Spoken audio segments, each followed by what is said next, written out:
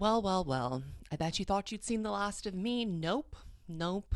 I am the no days offologist, apparently. Taylor Swift is making me work around the clock, and as the breaking news reporter that comes to you live from ground zero whenever a Taylor Swift disaster happens, I have no choice but to pick up my mic, set up my camera, and keep going. However, I couldn't the other day because it was my grandmother's 90th birthday. And, unfortunately, Taylor Swift, my grandmother takes precedence over you. So that is why you haven't heard from me sooner, but I'm here today to talk about all of the mess that has gone down since Taylor announced the Till the Dawn edition of Midnights. And I have a lot of thoughts about the various different things, but the main thing that I want to really dig into, because I think it's the juiciest and the most interesting thing to talk about, is You're Losing Me. I think that it adds a lot to our understanding of what the breakdown or the catalyst for the breakdown was of her relationship with Joe Alwyn. It also gives us a little bit more of an insight into what she might want from a partner in the future. And I think also complicates the Midnights timeline a little bit too. And that's what's so interesting to me, because Midnights is Taylor Swift's first living, breathing, dynamic album. It is being added to as time goes along. We are kind of bastardizing the From the Vault format by applying it to a non-re-recording album. And at first I was kind of confused and perplexed by that, but I do kind of love the idea of an album being evergreen, something that unfolds over time, becomes more complex. To me, Midnights, when it first came out, was truly Midnights. I didn't really get it. I didn't really understand it. I thought it was a little surface level, but now it's clicking. It's clicking so many months later, and I don't think Taylor intended for it to all happen like that. But even from the standard songs on the standard edition of Midnights, there's clear warning signs of the impending it's Jover moment.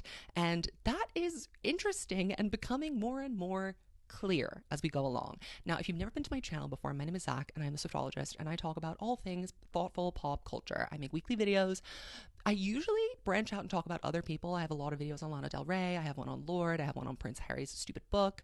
But lately, the bitch, the blonde bitch, has been occupying my time because she's just been doing these drive-by shootings every day. I wake up, shot in the face. I go to the ER. I get the bullet taken out of my body. I sew up the bullet hole, and then I come back and I get a bullet in the other eye. So I'm really just trying to do my best to keep my head above water around these parts. And to support those endeavors, please subscribe to this channel. I know that half of you that watch me constantly are not subscribed. So my question is, what are you waiting for, loser? Subscribe. And of course, if you like thoughtful, constructive, intellectual conversations about sometimes, what other people might consider superfluous topics, then you need to check out my podcast, The Evolution of a Snake, and you need to go join our Discord, because that's one of the only places on the internet where you can have a non-delusional, interesting, stimulating conversation with other Swifties that are like-minded. So check out the comment section, see what kind of discussions we have around here, and then make your decision. Come join us on the Discord, listen to the podcast. It's fun. Before I get into You're Losing Me, I'm going to talk a little bit about all the other stuff that came with the Till the Dawn version. Now, first of all, I am kind of irritated that Till the Dawn version exists, because we have Midnights, we have the 3am edition, we have the Till the Dawn version, afternoon tea version coming up next week version, next year version of Midnights. I think that we need to stop somewhere. It needs to end. And if you want to put out new songs, maybe do an EP, maybe do something else. Although now that I have been kind of ruminating on this living album idea, I'm kind of not mad at it. What I am mad at, I suppose, and mad is a strong word, I just think it's a little unnecessary to make a big event or make it seem like this is a reissue. It clearly was, a ploy to sell more copies of Midnights. I believe that she was up for some record, and if she had stayed in the top 2 for another couple of weeks, she would have broken something. We all know that charts and, tangible accomplishments like that, sales numbers, Taylor's a capitalist. She loves to shift units and sell CDs, and that's exactly what she is trying to do with this, and working very well, I suppose. I'm glad that Hits Different is finally on Spotify. It means I can listen to it more than 4 times in 3 months, because I really just haven't played it very much, because I don't have the time to go into wherever I illegally downloaded it from and listen to it there. What I do have time to do is add it to my Spotify playlist and really give it a good go, which is what I've been doing. I think the bridge is ridiculous. I also think that this song is interesting in terms of the Maddie timeline. That definitely has something in there. I mean, it reminds me of other moments on that album. I think it's kind of related to Question, which is upsetting, because by the day, looking less and less like it's about Harry Styles, and that just disrupts my entire worldview. The Snow on the Beach featuring more Lana Del Rey So unbelievably good. So good. I liked the song Snow on the Beach when it came out. The song itself, I was enjoying it. I was just so blinded with rage by the fact that Lana had been relegated to a ghostly whisper in the background that I was not on board, shall we say, for listening to it multiple times. But I did find myself returning to it over and over secretly and, like gritting my teeth, but also loving it. So now that we have Lana actually coming in, I love what she did with her vocal arrangement. She didn't just sing it straight the way that Taylor sang it. No, no, no. As predicted, she came and ate her up. I like the new percussion elements. I feel like it makes it richer, lusher, a bigger production. Snow on the Beach is also really interesting in terms of, the breakup timeline as well. Like, truly, this is the never ending unfolding parcel of information. Snow on the Beach, now that I think about it, is like kind of sweet nothing ish in that it has a very like destitute, sad, hopeless vibe to it that is also mixed with this kind of like dangerous resignation. And I am still unpacking all of that. I literally think I'm going to need to do like another Midnight's Revisited video. This is going to be what, the third one? And I mean, it just has to be done. There's so much to unpack here. But I love that new version of Snow on the Beach, the Karma remix. Cricket. Cricket. What was the purpose of that? What James? What was that? Why did we want to get Ice Spice on the track? Everybody wants to like talk about whether she's doing it to like avenge Maddie or like to quell the haters, whatever. I think there's a very simple explanation for that. And the simple explanation is Taylor likes to have songs go to the top of the charts, and she likes to sell records. And Ice Spice is huge right now. She's a very relevant, current Gen Z artist. She has worked with Gen Z artists before trying to promote her work. Conan O'Brien and Olivia Rodrigo, getting snippets of Fearless. Now this is, I guess, a little bit of a step up, an elevation, because she's actually allowing someone to come in and be on the track. But Ice Spice, it's not my kind of music. I think I'm a little bit too old for it. I didn't think the verse was very good. I didn't find it to be very interesting at all. And I thought the video was like fine. It was very CGI'd. Listen, it seemed kind of half-assed and a little bit lazy.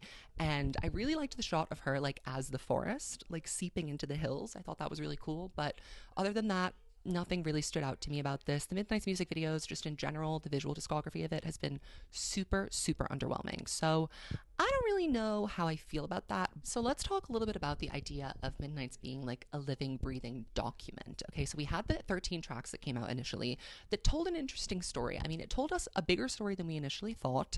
And a lot of the romance songs, I think we can look at kind of like in hindsight as either not being about Joe or being about Joe and the relationship in hindsight. Things like Bejeweled that I think we thought were about Calvin Harris, et cetera, et cetera.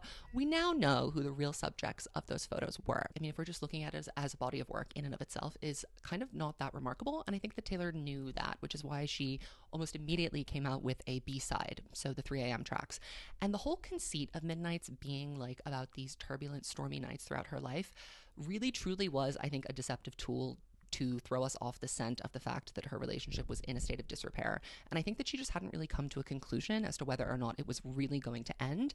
And I think in You're Losing Me, we can see that even when she knew that it was kind of over and that it wasn't feeling good to her anymore, she really powered through and persisted nevertheless. So I think she was maybe in that kind of like grit my teeth and bear it, see if I can get through it. And in order to give herself a little bit more space and time to do that, she deliberately kind of led us astray with this idea that these songs were about all different kinds and periods of her life. I really do think that that is not the real juice behind what these songs are about. I suppose you can make the argument that, like Folklore and Evermore, they are composite sketches, but I think that it is more autobiographical and current than we have been led to believe.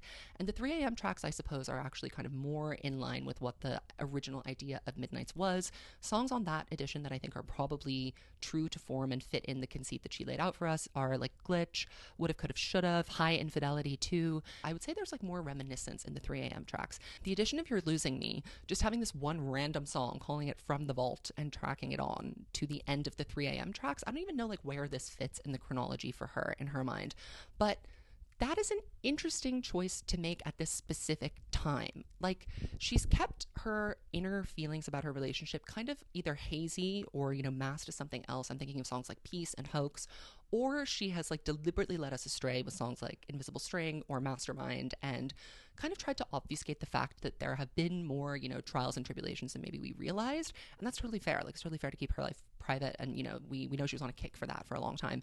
But she wants us to know why it was Jover. And she wants us to know that it's Jover and that she's happier than she's ever been before.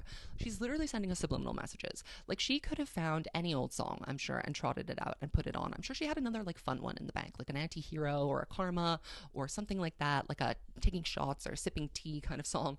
But instead, she put out a really quietly devastating breakup track. And I was so bowled over by how much I liked it. I was very surprised at the depth that I found in that song. Also, the vulnerability that's in it. I think it's very revealing. Strategic vulnerability is something I've talked about before.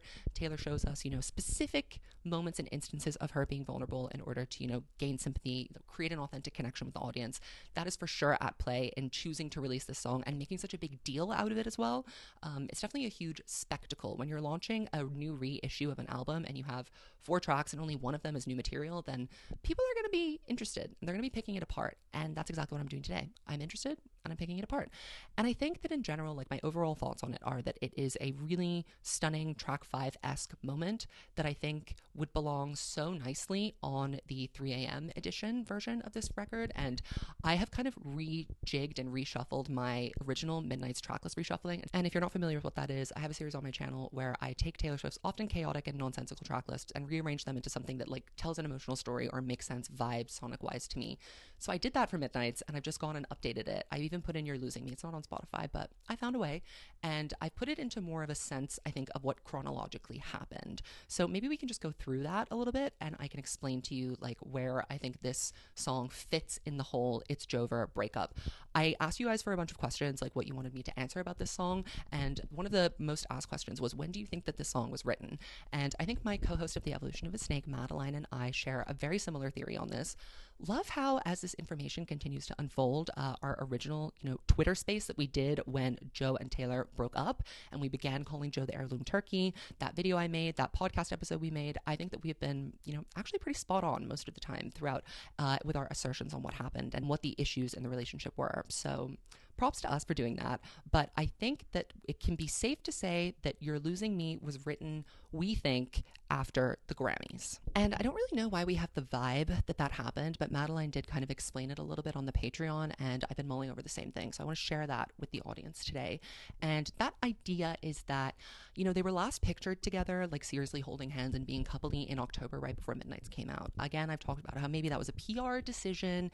That was not a stunt, but a tactical display. Then the Grammy she attends without him, which isn't unusual because they don't really make a lot of public appearances together.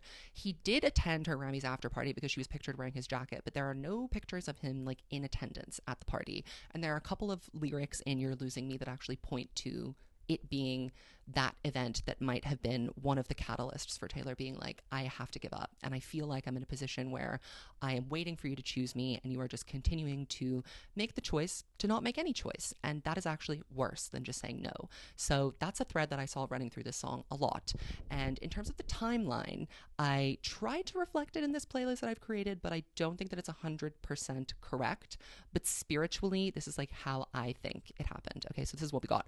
I'm still starting with Dear Reader because I think that Dear Reader is more and more relevant as a thesis statement to Midnight's than it ever has been before. Truly, never take advice from someone who's falling apart. She was, I think, in a big moment of strife before she came to this conclusion that she's happier than she's ever been once she started dating a new guy. She was like, I don't know what direction my life is headed in, and I'm not really sure if this relationship that I've, put my everything into for 6 years is going to last, and therefore don't take my advice. Up next, I have Snow on the Beach, because I think that Snow on the Beach is kind of like a tentative hanging on song. It's like a neither here nor there. It's like a will we, won't we, and if we do, it's probably going to end bad anyway. Then I go into Maroon as track 3, and then I go into track 4, which is Glitch.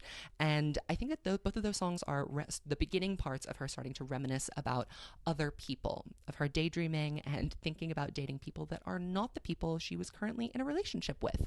And I think that definitely happened before she really made the decision that it was pretty much time to go, And after Glitch, I have at track 5, You're Losing Me, because it is very track 5 energy, and that's where I would put it on the list. After You're Losing Me, I have Midnight Rain. Midnight Rain, I think, is about the period of time after she had made the decision to change like Midnight Rain, and she had maybe decided in her head that she was going to break up with him before she actually did.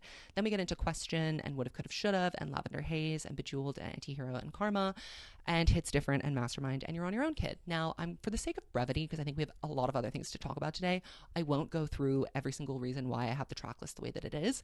You should just listen to it and let me know what kind of vibe you get. Do you feel like it's telling the story in the way that it needs to be told? It'll all be linked down below, and you can follow me on Spotify because I make a lot of Taylor related playlists. Okay, so now we're going to deep dive into You're Losing Me, and I'm scared and I'm excited, but I really like the sparseness of this production. Another question that I got a lot was, who do you think co-wrote and produced this?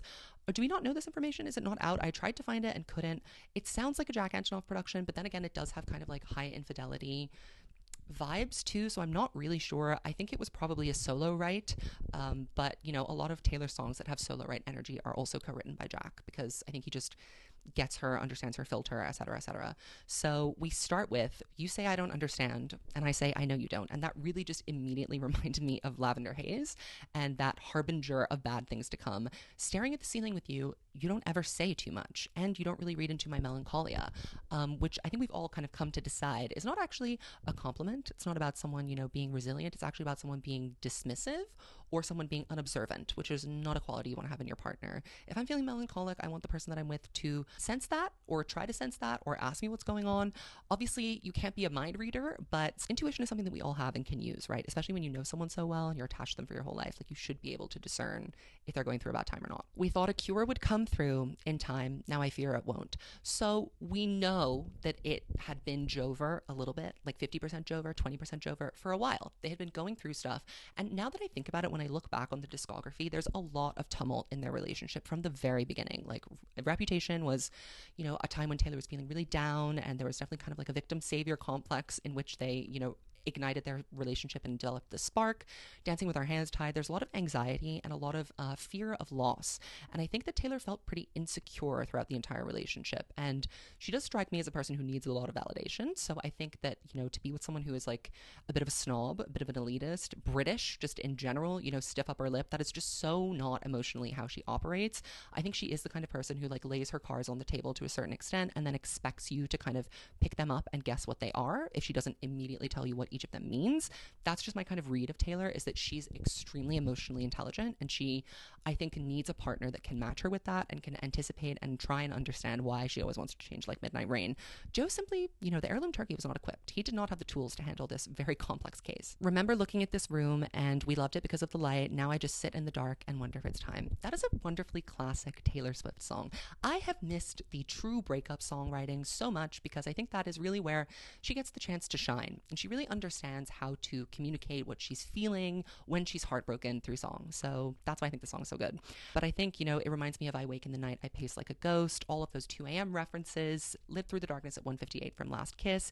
It is a hallowed tradition, warning sign of a bad situation in Taylor's life. If she's up in the middle of the night, if she's pacing around, if she's sitting on the floor wearing your clothes, then bad things are afoot. Bad things are about to happen to her or to you. This is the most interesting line, I think, in the whole song. Do I throw out everything we built or keep it? Then we get into I'm getting tired, even for a phoenix rising from the ashes, mending all her gashes. You might have dealt the final blow.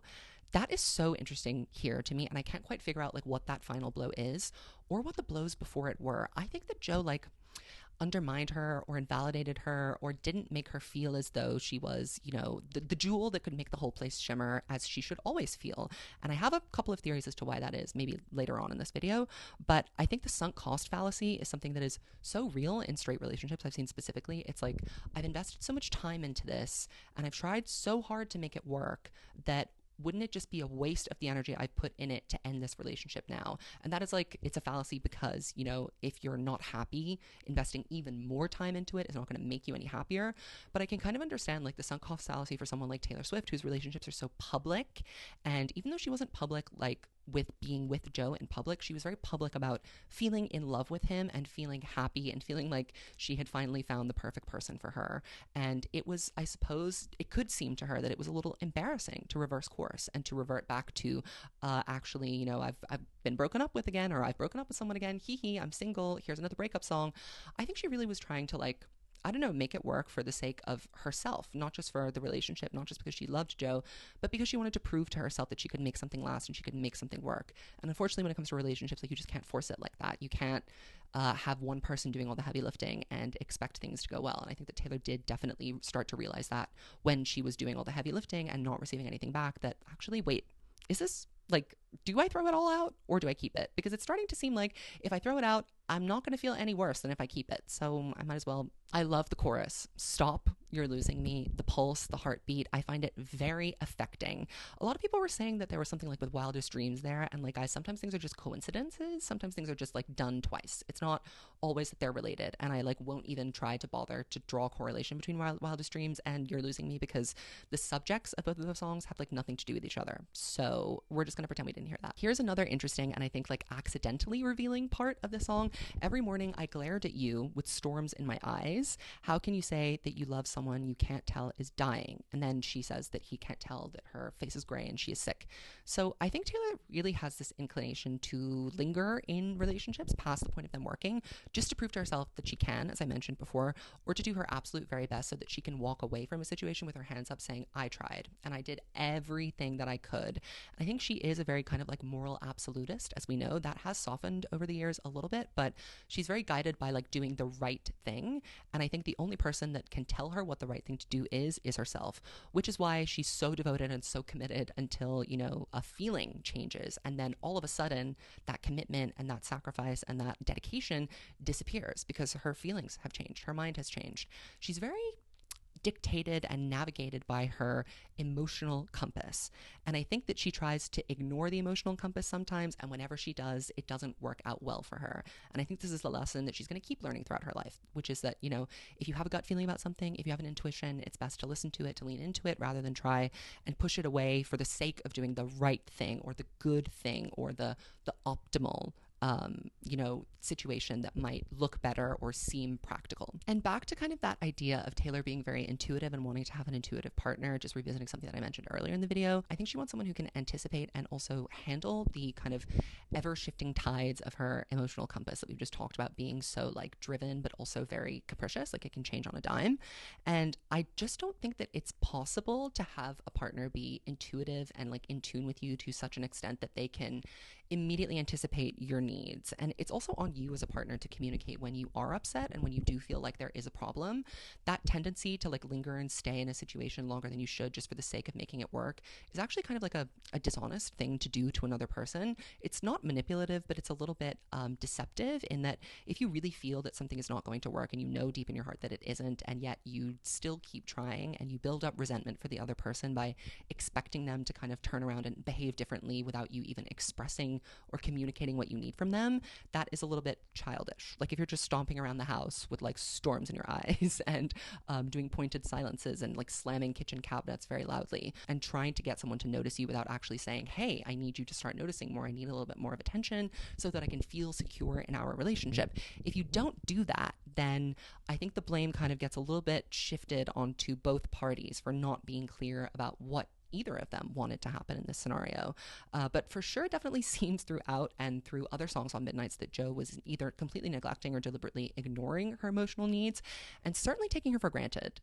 She has mentioned a couple of times that she felt like it was going to be forever. I mean, long before, like on Lover, etc. So I wonder if Joe was just like getting a little too comfortable and he was like, I don't need to try anymore because I got this locked down. Taylor does seem to suggest that there was some hesitation about them getting married, but I actually think people are reading that wrong. They're reading the lyric in this song wrong. And I do think that Joe probably did want to settle down with her, but he wasn't going to like make any actionable plans towards achieving that goal anytime soon. He's also younger than her. And I think it takes men a little bit longer to like come to the decision that they want to like settle down now. And I also don't think that that's what Taylor wanted either. But I think that she, in her mind, after 6 years, like there really is kind of only one of two ways that a relationship can go. You break up or you commit to each other and spend the rest of your life together. And I think she realized that she did not want the latter option, and he also wasn't making any actionable steps to try and convince her that she might want it instead. So I think had he made an effort to win her over or really kind of prove that he was, down to clown forever and always, then maybe she would have been more interested and more intrigued and taken by that idea. But I'm just not getting the sense that she was. So I'm not seeing a total blame shift on him, to be honest. I think that it is like a true breakdown of communication and people falling out of love. Then we get into another line, which is, the air is thick with loss and indecision. I know my pain is such an imposition. Again, I think that might be like a personality difference between the two of them. I think that Joe is pretty like aloof and he's pretty kind of stuck up. Her integrity makes him feel small. I would imagine that maybe sometimes she would feel that her like silly little insecurities or these needs that she has might be too little or too minor to bring up. And if she did bring them up to him, maybe he was not responsive or was quite dismissive of those things. That would be my guess as to how that dynamic was working. So the air being thick with loss and indecision, I think it was back and forth for a while. And again, like I mentioned, this relationship I think was more tumultuous than we're aware of. And from the jump, like literally from the very beginning. Even on Lover, we had a lot of like conflict-driven songs. Cruel Summer, Afterglow, Death by a Thousand Cuts, like there are pretty intensely negative emotions on all of those songs. Afterglow is a particularly concerning one in hindsight, especially when you pair it with Peace. I just think that there was a fair bit of gaslighting, shall we say. There was a fair bit of like, your feelings don't matter, or your feelings are inconsequential, or I don't need to validate you because you get so much validation from everybody else. And I think, as we all know, the well for, the need to be clapped for and loved and adored for Taylor Swift, that internal well of validation for her can never run dry. What's also interesting is that we also, in terms of loss and indecision, I don't think the indecision was purely on Joe either, because I think there's a lot of songs, especially in Folk Evermore, that deal and contend with indecision, with ponderings on what could have been, what might have been possible, things like The One, Hoax, Peace, The Lakes, Happiness even. I think Tolerate is hitting a lot harder now. I definitely do think those songs had a lot of fictional elements, and that was definitely a sincere and genuine like portrayal of what the writing style was, but I'm just not sure that there wasn't more of Joe involved with it than we thought. Like, I think that the pandemic brought them together very briefly, united them even closer than they'd ever been before, just by sheer, like, I don't know, being freaked out at the situation that was going on, Taylor having her whole career turned upside down and taking this new pivot and being isolated as well. That can give you a false sense of security. I know a lot of people that got into relationships in the pandemic that ended up kind of having those things not work out because it just didn't feel right after the circumstances of the world changed. So those dynamics, I think, are hard to maintain. Being like in your isolated little love bubble, the lavender haze does not last forever, and Taylor realized that. How long could we be a sad song till we were too far gone to bring back to life? I think this is an interesting lyric because she was really bashing us over the head with these corny, fluffy love songs. Very like stereotypical, I am in this big fat love and nobody can ever touch this and this is the best situation I've ever been in my life.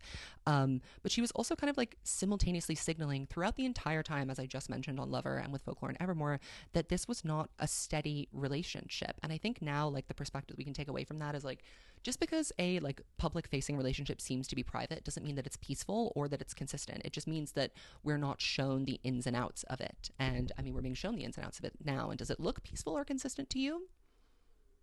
Cricket. I gave you all my best me's, my endless empathies. This, again, very intriguing. And I instantly am brought back to Renegade, which is becoming more and more perplexing as time goes on. I have always loved that song, but it's really starting to make more sense as I sift through this album and we get more delicious morsels as this living album unfolds. I do think she randomly just stopped trying one day. And I think it was a surprise to him, but it was not a surprise to her. In the song, I mean, she's literally saying, can you please get your shit together so I can love you? I mean, is it your anxiety or do you just not want to? Like, what is the tea? Perhaps she asked the questions and was forthcoming about her issues she was having with him in the relationship, and he just didn't respond or didn't address them in a way that felt appropriate to her. When Katy Perry and Taylor Swift made up, Katy gave an interview and talked about how Taylor had really related their star signs and their approach to conflict in that way. And Taylor said, she's a Sagittarius, and the sign for the Sagittarius is the Archer. And she described her conflict style as someone who, puts the arrow in the bow, pulls back, waits, looks around to see, what kind of obstacles are coming my way, takes aim and shoots. She's not a really kind of like fire straight from the hip kind of person. Even if it seems like she's making a random decision, even it seems like all of her changed like midnight rain, it's not a split second thing. It's not something that happened overnight. It's something that has been percolating and brewing in her brain. And I think that her self-awareness is her greatest skill in this sense, because she's able to detach from things fairly quickly because she takes the time to assess the scenario long before she pulls back the bow and releases the arrow. Fighting in only your army, front lines, don't you ignore me, I'm the best thing at this party. So true, queen, bejeweled tea. I feel like Joe, as I mentioned earlier, was neglectful emotionally of her, and that he felt like, maybe I'm just literally spitballing, okay, this is all speculation in this video, so either rock with it or rock out of the comment section, but he felt, I think, that since she was the center of attention in literally every room that she walked into and received just like adulation from every turn, from her friends, from her family, from her industry, from her fans, he didn't have to make her feel special in that way, or to acknowledge her in public, or to really celebrate or uplift her accomplishments. I mean, I can kind of see where he would be coming from in that, and that she gets it so much elsewhere that maybe what she needs from him is like a sounding board, someone to be a little bit of a no man when it's necessary. But that's a fine line to walk, and we all know that Taylor Swift, even if she thinks she wants a no man, even if she thinks she wants to be grounded, she really wants a yes man. She really wants a London boy that's just going to say, I love you, you're the best, and no critical feedback taken at this time. And also, please clap for me immediately. And if you don't, then we will just have to be Jover. And that's kind of what happened. You can never have enough emotional validation if you are Taylor Swift. And if you don't understand that, it's going to be pretty hard to date her. Now, here's the line that everybody is gagged over, and I wouldn't marry me either, a pathological people pleaser. Now, I don't know that this necessarily means she wanted to get married. I think sometimes we conflate her insecurities with like the issue at hand in a relationship. As she's saying here, she's a pathological people pleaser, which is why she stays mindlessly for so long, like kicking dust, waiting to see if it'll get better in these relationships. But as I mentioned, that's kind of a dishonest thing to do, just to linger around in the hopes that the other person will change without letting them know what you need. So I think maybe this was something that was like on her mind, but she's definitely conflating like, I feel like I'm not going to be a good enough wife because I am a people pleaser. She's being a little self-critical here, and also, I guess, trying to like interrogate her own insecurities in this scenario. I don't think that Joe probably ever said he didn't want to marry her. I just think that he never kind of committed to marrying or not marrying her. He didn't really give her an answer or give her any indication that he was leaning one way or another. When someone is not really telling you how they're feeling, you are only left to guess. And when you're left to guess, you know, your old insecurities kind of come up over and over again. And being a people pleaser is something that Taylor has talked about a lot since Miss Americana, folklore on Mirrorball. Like, we do see this quite a lot. It's interesting to see how these kinds of anxieties manifest even when she's kind of in a situation that she has already withdrawn from. Then we get into the last kind of delicious morsel of the song, which circles back to the themes of loss and indecision. And I'm fading thinking, do something, babe, say something. Lose something, risk something, choose something. I've got nothing to believe unless you're choosing me. So this is so interesting to me, and I think it's like one of those last-ditch attempts that you have in a relationship where you're just really not getting any energy back, or your energy isn't being matched from the person you're with. It's one of those situations where you're really like daring them to give a shit, daring them to, you know, like really either make a decision or just, you know, head out the back door gracefully. Like, stop dragging me along behind your car with my lifeless body and just let me know what the hell is happening. It does seem like Joe definitely thought that this was endgame, and I think maybe that's why he stopped trying. He just got a little bit too comfortable. It's super hard to tell at this point, but I do think that it is more two-sided than I thought it would be, and it just seems like at the end of the day, like, this is actually a very like normal, sad end to a relationship. And something funny about relationships is that, you know, there are only like a couple, like 3 or 4 different reasons why relationships end. And I mean, you know, taking infidelity out of it, I think that like most relationships either end because 2 people stop being compatible, or they just are like not in love anymore. And those are things that you can't really control or predict or plan or account for. It could happen to literally anyone at any time, no matter how happy the relationship might seem. So I think that they kind of like outgrew the versions of themselves that they were when they first fell in love with each other, and they didn't grow together in the right direction. I think that that is a really important part probably of sustaining a healthy relationship. I wouldn't be a number one expert in healthy relationships, but that is my feeling. My objective read on how to, you know, make something work is to try and progress and change in a way that like complements and goes in line with the person that you are tying yourself to for the rest of your life. So you're losing me. I really love it. I think that it's a great song. I am so pleased with the quality and the caliber of it. I think that it has an interesting production. It's kind of an understated, it's not like a blowout, like shocking song by any stretch of the imagination, but I love that Taylor is like communicating with us in real time. This is very new. This is something that's very exciting. I think there's a lot of potential for creative projects. She's still in that hyper generative space where she's just kind of like being very free and letting content and material flow as it comes and sharing it with us as she releases it. And I truly like, now I'm really starting to wonder what the next step is going to be, because it seems like she's having a lot of fun with the Midnight's era and she likes extending it a lot. I think it's just easier than trying to like completely remarket and retool it. And Midnight's, the theme of it is so porous that you can kind of shove anything under that umbrella category if you really wanted to. I am very curious to see what's going to be coming next, and I need you guys to leave your comments and let me know what you thought about this song. Did you think I was going to like it, or did you think I wasn't going to like it? Because I got so many tweets being like, I don't think you're going to like the production. And I actually do like the production. I'm waiting patiently for it to go on streaming. Will probably never happen. But yeah, let me know what you thought of it. And also, you know, the Karma Ice Spice remix and Snow on the Beach featuring more Lana Del Rey. And, you know, check out the Patreon. And the next time you see me, I will probably be in Chicago for the Eras Tour. We have tickets tonight too. I am looking for front row night one center diamond, aka just any floor tickets for night one of Chicago. If you know anyone, if you have any to sell, I want to buy them. And I need 2 tickets anywhere in the stadium for the third show. So I will be your best friend in the entire world, and I will give you free merch, I guess, if you want to help me find those tickets. I will see you in my next video. Goodbye, Swifties.